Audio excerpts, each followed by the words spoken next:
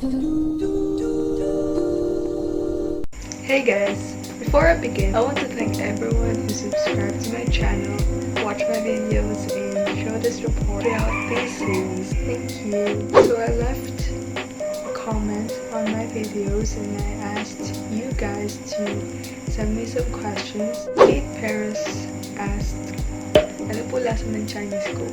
I think hindi naman siya matapang, like hindi masyadong matamis. I would remember it if it was matapang. Kasi nga hindi ako mahilig sa soft drinks. Ayun lang naman. Next one is from Likely. No fave mong street food sa series na to. By the way, I'm so proud of you. Unang sa lahat, thank you. It's the yogurt and the milk tea. Hindi ko sure kung counted yun as street food. Pero, if we're going to talk about the Muslim street, hindi kasi kami pinayagan na bumili ng foods doon. Yung yogurt is, I guess, the best one ever. Sobrang sarap niya. Hindi ako mahilig sa yogurt, pero yung lasa nun and yung texture, like, the best. Yung milk tea, yung sa City Wall, I think that's classic milk tea. And sobrang balance niya. Masarap talaga. From Alvin. Hello po. Ask ko lang kung ano ang favorite place mo out of the places na pinuntahan niyo. Top 5 favorite place na pinuntahan namin during the summer camp.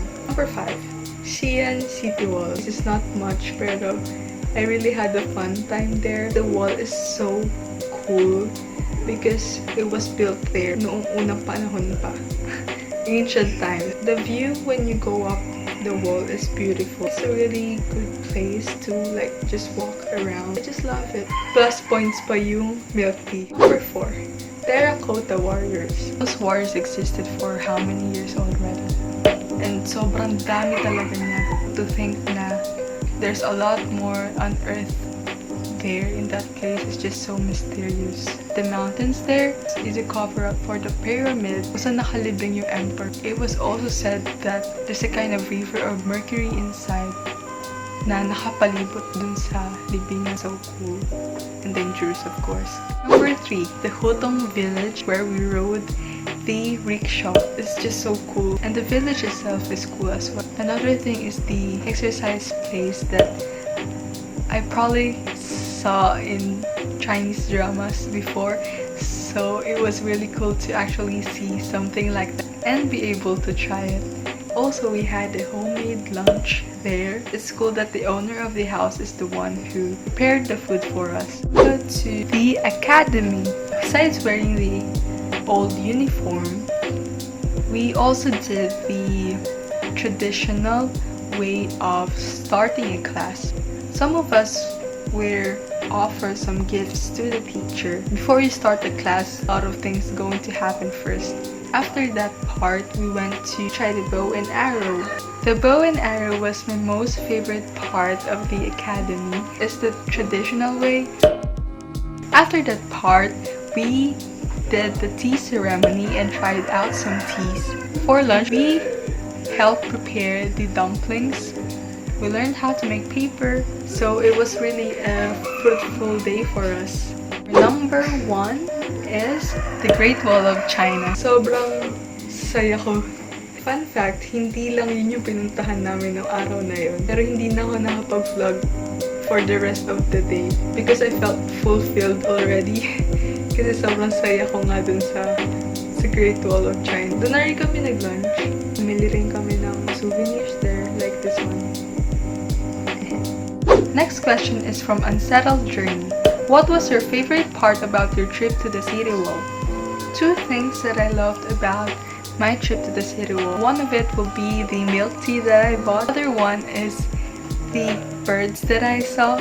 I know it might be a common thing, but it's just so cool to actually see that many birds and to be able to film it. Another question from Likely. Ask ko lang po sana, ano po ang mga travel tips niyo? Thank you. Okay, travel tips. First is spend your money wisely. For the summer camp, we only paid for our flight going to Beijing and back to Manila, our visa, and our travel insurance. And of course, we also have to bring our own allowance, and the rest of the expenses in China is paid by the sponsor, Handband Headquarters.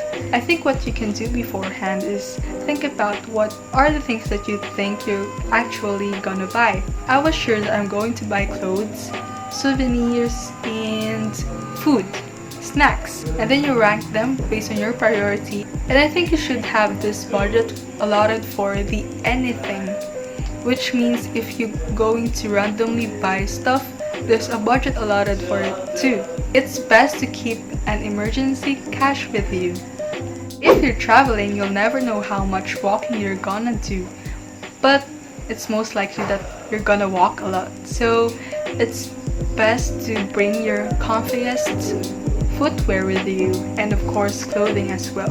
I think you should also bring umbrella and caps in case it rains, and also as a protection from the sun. Bring your own water bottle because you're gonna stay hydrated. Next one is you should know how to bargain with vendors and don't be scared to decline them. Na-experience ko kasi na na-pressure ako sa nagtitinda. Fun story.